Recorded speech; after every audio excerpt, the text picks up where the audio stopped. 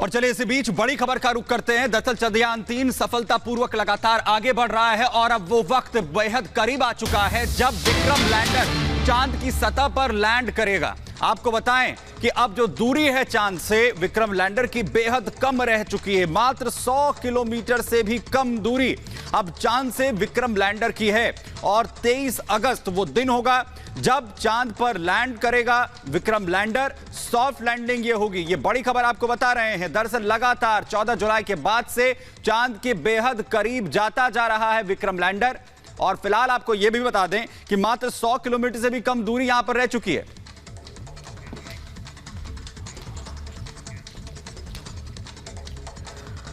तो चंद्रयान-3 से चांद से चंद कदम की दूरी पर है। 23 अगस्त को लैंडर चंद्रमा पर उतरेगा। इसके सॉफ्ट लैंडिंग के लिए डीबूस्टिंग की प्रक्रिया शुरू हो गई है। लैंडर को चांद की कक्षा में स्थापित करने के लिए शुक्रवार को इसकी गति को कम किया गया। पूरे देश को अब उस पल का इंतजार है जब चांद पर भारत का झंडा शान से लहराएगा। देखिए रिपोर्ट।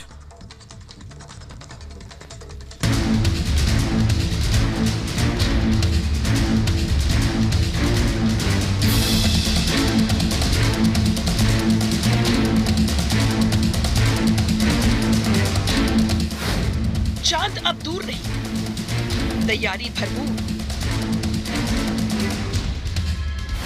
चांद की कक्षा में लैंडर, सॉफ्ट लैंडिंग का इंतजार। चंद्रयान-3 हर मुश्किल को पार करते हुए धीरे धीरे चांद की ओर बढ़ रहा है। भारत समेत दुनिया की नजरें अब लैंडर की लैंडिंग पर टिकी हुई है।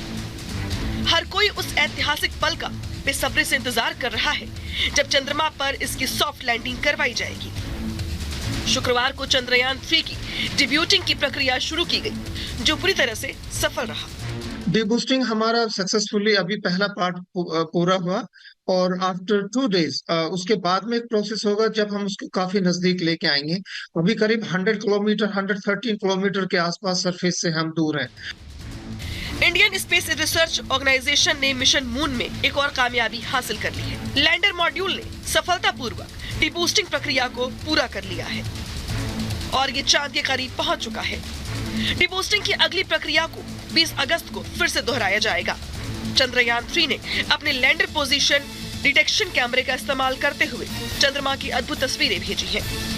इन तस्वीरों की मदद से चंद्रमा के रहस्यों को जानने में वैज्ञानिकों को काफी मदद मिलेगी। चंद्रमा एक अनएक्सप्लोर्ड रीजन है, वहाँ ज़्यादा हम जानते नहीं हैं कि क्या है, लेकिन आने वाले 1 दशक 2 दशक 3 दशक में हम चंद्रमा पे रहेंगे, वहाँ से रिसोर्सेज निकालेंगे। वहाँ पर हीलियम-3 नाम का एक पदार्थ है और उसको अगर हम फ्यूजन पावर में कर पाए तो हम लाखों हजारों साल तक भारत धरती पे हम इलेक्ट्रिसिटी ला सकते हैं। चंद्रमा पे यदि पानी हमें मिल जाता है और इसके ठोस सबूत है कि पानी है चंद्रमा पर, तो शायद वहाँ इंसानों को रख पाए। प्रोपल्शन मॉड्यूल से अलग होने के बाद अब लैंडर खुद ही आगे की दूरी तय कर रहा है। चांद की सतह पर इसकी लैंडिंग 23 अगस्त को होगी। अब सवाल उठता है कि इसरो ने लैंडिंग के लिए 23 अगस्त की तारीख ही क्यों चुनी? ऐसा बताया जा रहा है कि अभी चंद्रमा पर रात है और 23 अगस्त को सूर्योदय होगा, जिसकी वजह से इस दिन लैंडर और रोवर दोनों ही पावर जनरेट करने के लिए सोलर पैनल का इस्तेमाल करेंगे। इसलिए इसरो ने इस खास दिन को चुना है ताकि लैंडर की सॉफ्ट लैंडिंग में किसी तरीके की समस्या ना हो। कहा जा रहा है कि लैंडिंग प्रक्रिया के दौरान अंतिम 15-20 मिनट काफी अहम होने वाले हैं। इसरो के चेयरमैन का कहना है कि लैंडिंग का सबसे अहम हिस्सा लैंडर की वेलोसिटी को 30 किलोमीटर की ऊंचाई से फाइनल लैंडिंग तक लाना होगा। उन्होंने कहा कि ये एक दांव है जिसे हमें पूरी सावधानी से खेलना होगा। हमने जो लैंडिंग साइट पिक करी है, जहां पर हम लैंड करना चाहते हैं, वहां पर सूरज की रोशनी पहुंचेगी ही उस दिन। तो हम उससे पहले लैंड करेंगे तो हमारे 2 वैल्यूबल दिन खराब हो जाएंगे ना। अंधेरे में लैंड करके क्या फायदा? हमें सूरज की रोशनी सबसे बड़ा इंपॉर्टेंट रोल प्ले करती है क्योंकि उससे हम बिजली बनाएंगे। सोलर पैनल उसी से बिजली बनाएंगे। तो हमें 23 तारीख को ही चूज करना पड़ा। भारत का मिशन मून यानी चंद्रयान-3 एक-एक करके सभी पड़ावों को कामयाबी के साथ पार कर रहा है। अब पूरा देश चंद्रयान को चांद की सतह पर सफलतापूर्वक लैंड होते देखना चाहता है। इस मिशन के जरिए भारत लूनर सरफेस पर सुरक्षित और सॉफ्ट लैंडिंग का प्रदर्शन करना चाहता है। अगर चंद्रयान-3 चंद्रमा की सतह पर सफलतापूर्वक लैंडिंग कर लेता है तो भारत ऐसा करने वाला दुनिया का चौथा देश बन जाएगा।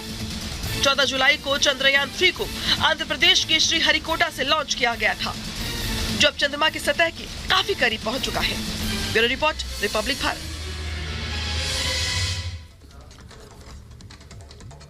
तो लैंडर की डीबूस्टिंग लगातार की जा रही, जिससे कि उसकी स्पीड कम की जा सके। आखिर लैंडर की अभी तक डीबूस्टिंग कब की गई है? पहली डीबूस्टिंग यहां पर जो है वो 18 अगस्त शाम 4 बजे की गई थी, जिसे पूरी तरीके से सफल यहां पर माना गया। यानी कि जो अभी तक का ट्रैक पहले से निर्धारित किया गया था वो उसी ट्रैक पर है। इसके अलावा 20 अगस्त को दूसरी बार जो है वो रात तकरीबन 2 बजे जो डीबूस्टिंग है वो एक बार फिर से होगी, और उसके बाद आएगा वो पल जिसका सभी को इंतजार है, यानी 23 अगस्त को शाम 5:47 पर सॉफ्ट लैंडिंग यहां पर विक्रम लैंडर करेगा, और उसके बाद रोवर बाहर आएगा और वो इंतजार जो है वो कहीं ना कहीं खत्म होगा, जिसके लिए तमाम साइंटिस्ट, पूरी दुनिया भारत की ओर इस वक्त देख रही है, क्योंकि इसी पर ये पूरी रिसर्च है वो आधारित होगी। और ये 4 तस्वीरें आप जो है आपकी टीवी स्क्रीन पर, जो अहम पड़ाव यहां पर चंद्रयान 3 की तरफ से पार किए गए हैं। 14 जुलाई को जब लॉन्चिंग यहां पर होती है, इसके बाद 5 अगस्त की तस्वीरें, जो कि पहली बार जो चांद की तस्वीरें जो है चंद्रयान 3 की तरफ से भेजी गई थी। उसके अलावा ये 15 अगस्त की तस्वीरें आप देख रहे हैं, जब बेहद करीब यानी तकरीबन 150 किलोमीटर की दूरी यहां पर रह गई है, और वहीं 17 अगस्त की भी तस्वीर आप देख रहे हैं, यानी इससे कम दूरी आज तक चांद की अभी तक चंद्रयान 3 ने कवर नहीं की थी। ये सबसे ज्यादा करीब की तस्वीरें 15 और 17 अगस्त की हैं, यानी अभी तक का वो ट्रैक जो चंद्रयान 3 ने पूरा किया है। और अब विक्रम लैंडर जो है वो लगातार नीचे जा रहा है, यानी चांद की ओर वो और नजदीक पहुंच चुका है। तकरीबन 100 किलोमीटर से भी कम की दूरी यहां पर रह चुकी है, और अभी इंतजार सिर्फ 23 अगस्त का है, जब 23 अगस्त को 5:47 पर सॉफ्ट लैंडिंग चंद्रयान 3 को विक्रम लैंडर को यहां पर करनी है। तो चंद्रयान 3 की लैंडिंग जिसको लेके पूरे देश की निगाहें लगी हुई हैं, लेकिन इस बीच बताते हैं आपको कि चंद्रयान 3 की आखिर खासियत क्या है, जिसके चलते माना जा रहा है कि ये अपने आप में ऐतिहासिक पल होगा। दरअसल लैंडर की जो डीबूस्टिंग है उसको लेकर के इस बार तैयारियां जोरों पर है। कहा जा रहा है कि जो इसका वजन है वो 1726 किलोग्राम है, जो अपने आप में इसको खास बनाता है, और इसी वजह से माना जा रहा है कि दरअसल जो इसका वजन है रोवर का, वो वजन 26 किलोग्राम है। ये भी अपने आप में अहम हो जाता है, क्योंकि लैंडर के साथ 4 पेलोड है जो उसकी लैंडिंग को लेकर मदद करेंगे, और लैंडर की ऑन बोर्ड जो पावर है वो 738 वॉट है। यानी कि जो तैयारियां थी इसको लेकर के पहले से कर दी गई थी, चाहे वजन की बात करें चाहे वो इसके वॉट की बात करें, तो 738 वॉट अभी बताया जा रहा है कि जो इसका पावर होगा। इसके अलावा अगर बात की जाए तो सबसे ज्यादा अहम हो जाता है वो वक्त जिस तरीके से अब पूरी की पूरी खबर सामने आ रही है। दरअसल ये कहा जा रहा है कि दरअसल जो भारत की सफलता है ये, उसको लेकर तमाम जो देश है उनकी ओर से प्रतिक्रियाएं सामने आ रही हैं। पाकिस्तान की ओर से क्या कुछ कहा गया है, सुनिए। पाकिस्तान इंडिया से बहुत पीछे है, मैं समझता हूँ 20 साल पीछे है तकरीबन। पाकिस्तान के पास इस वक्त अच्छे इंस्टीट्यूट्स नहीं हैं, हमारे पास रिसोर्सेज अच्छे नहीं हैं, हमारे पास स्कूलिंग में लोग वो उनके पास पोटेंशियल नहीं है जो हमारी नेबरिंग कंट्रीज़ में, इंडिया में लोगों के पास है।